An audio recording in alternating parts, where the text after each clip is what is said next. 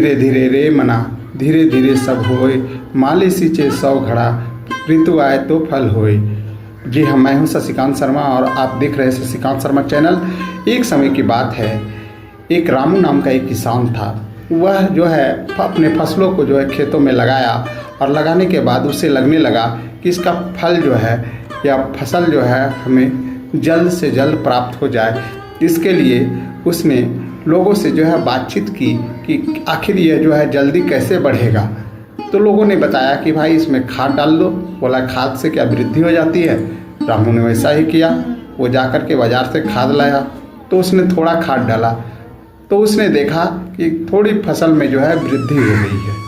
रामू को लगा कि अगर पूरा का पूरा खाद अगर उड़ेल दिया जाए तब तो और तेज़ी से बढ़ जाएगा और पहले ही हमें फसल मिल जाएगी और बाज़ार में अच्छा कीमत मिल जाएगा फसल का। उसने कुछ न देखा और जो है और कई बोरे खाद लाकर और जो है फसल में डाल दिया। डालने के बाद क्या था, खाद अधिकता होने के कारण पूरा का पूरा फसल बर्बाद हो गया। पूरा का पूरा फसल जो है सूख कर नष्ट हो गया। इसलिए कहा जाता है कि धीरे धीरे रे मना धीरे धीरे सब होए, माली सींचे 100 घड़ा, ऋतु आए तो फल होए। माली अगर 100 घड़ा भी पानी डाल दे वृक्ष में तो बिना ऋतु आए फल नहीं होगा। क्या कोई आम का पेड़ है, आप 100 घड़ा पानी डाल दीजिएगा और वो बिना ऋतु का यानी मौसम नहीं रहेगा आम का, यानी ठंडे का दिन रहेगा, क्या आपको आम मिल जाएगा? नहीं, उसका एक समय होता है, हर चीज़ का एक वक्त होता है। और आज के समय में अधीरता हर जगह जो है देखने के लिए मिल रही है। चाहे पढ़ाई लिखाई के क्षेत्र में हो, शिक्षा के क्षेत्र में हो, कोई युवक है तो वो चाहता है कि मेरा जल्द से जल्द रोजगार मिल जाए, रोजी मिल जाए। अरे भाई, आप पहले धीरे धीरे जो है कोशिश कीजिए, समय आएगा तो आपको वक्त आने पर हर चीज़ मिल जाता है। अब देखिए, व्यापारी व्यवसायी है, वो भी चाहता है कि मेरा व्यापार व्यवसाय जो है तेज़ी से चल जाए और जो है मैं ज़्यादा से ज़्यादा जो है धन कमा लूँ, धनी बन जाऊँ। तो हर कोई आज जो है लगा हुआ है। लेकिन सबसे बड़ी बात है कि इस दोहे से हमें सीख लेनी चाहिए कि हर चीज़ का एक समय होता है। समय आने पर खुद व खुद फल हमें मिलता है और किसी भी चीज़ के लिए अधीर नहीं होना चाहिए। और अधीरता आज के समय में जो है बढ़ती चली जा रही है और अधीरता के कारण ही असफलता बढ़ रही है। देखिए, अधीरता बढ़ रही है, ठीक, अधीरता के कारण, यानी कहा जाता है ना जल्दी का काम शैतान का। यानी आप जो भी चाहते हैं जल्दी हो जाए पूरा, तो वो जो है हमेशा जो है क्या होता है, बर्बाद ही होता है। शायद ही कभी जो है ऐसा हुआ हो कि आप जल्दबाजी में कोई काम अच्छा कर लिए हो शायद ही, लेकिन ज़्यादातर जो है जल्दबाजी में काम जो है बर्बाद हो जाता है। इसलिए कोई भी काम में जल्दबाजी नहीं रखना चाहिए, धैर्य रखना चाहिए। धैर्य बहुत बड़ी चीज़ है, बिना धैर्य के सफलता नहीं मिलती है। स्वामी विवेकानंद भी बोलते हैं कि बिना धैर्य के सफलता जो है नहीं मिलती है। और ये जो है सैकड़ों वर्ष पहले जो है संत कबीर ये बात आप लोगों को बोल करके चले गए, हमें बता करके चले गए कि ये ऐसी स्थिति आ जाएगी, अगर आप धैर्य छोड़ दीजिएगा तो आपका सब कुछ बर्बाद हो जाएगा, जो भी आपके पास है वो भी नष्ट हो जाएगा।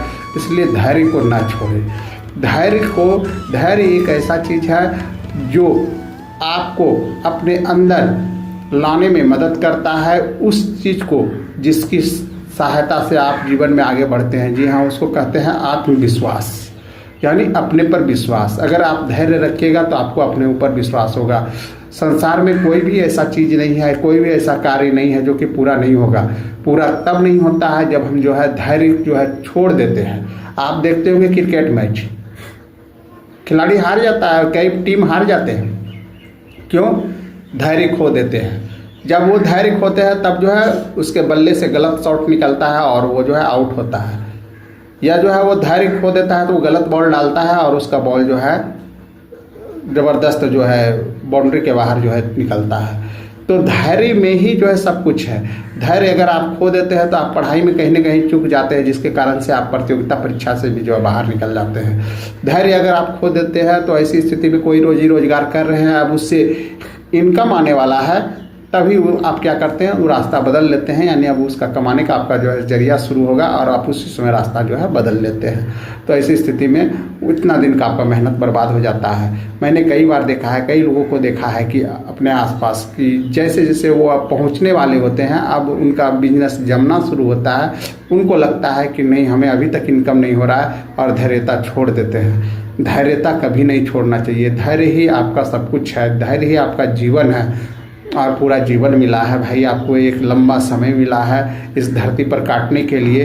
तो धैर्य के साथ अगर आप काट लेते हैं तो धैर्य में जो है सुख छिपा हुआ है, याद रखिएगा, धैर्य में सुख छिपा हुआ है। और यहाँ पर संत कबीर कहते हैं कि अगर आप धैर्य रख लेते हैं, इस पंक्ति के माध्यम से जो है वो हमें बता रहे हैं कि अगर आप धैर्य रख लेते हैं तो जीवन में आपको जो है प्रगतिशील होने में या आपका जो है विकास होने में, जो भी कहिए, उसमें आपका जो है कहीं कोई कठिनाई नहीं आएगी। धैर्यता पर ही जो है सब कुछ टिका हुआ है। सफलता धैर्यता पर है, लक्ष्य प्राप्त करना है तो धैर्यता पर है, हर चीज़ धैर्यता पर है। आप देखिए, एक जो है व्यक्ति था, वो एक बार एक कुआं खोद रहा था, पानी निकालने का कोशिश कर रहा था। कुआं खोदते खोदते वह काफ़ी गहरा जो है में चला गया, लेकिन अब तक उसको जो है पानी नहीं मिला। ठीक, उसने जो है जाकर जो है कुएं के मालिक को बोला कि भाई अब मैं नहीं खोद पाऊंगा, पानी नहीं निकाल पाऊंगा।